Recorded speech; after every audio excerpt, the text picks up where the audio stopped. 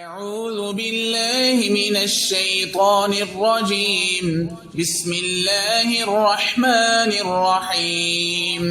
لم يكن الذين كفروا من أهل الكتاب والمشركين منفكين حتى تأتيهم البينة.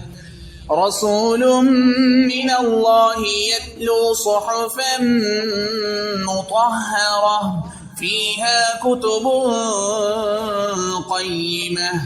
وما تفرق الذين أوتوا الكتاب إلا من بعد ما